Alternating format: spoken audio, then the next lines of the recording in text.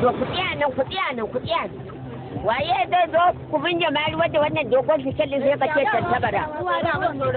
Wallahi ka taimaka mana. Ko ba ga mana Amin ko ba ni ina zuwa tukuna. to shikenan.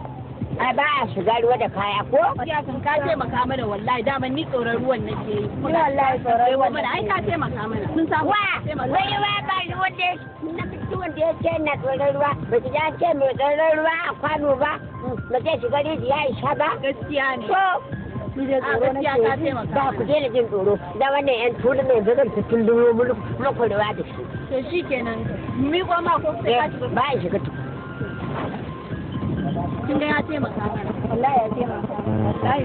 Ai dan ina san wannan ne taimaka muku ai ba dan yin ku bane. Wallahi ita ma tana son. Ni ma ko ina son ka wallahi. Yawa. Yawa ga naci. Kawo naci na fi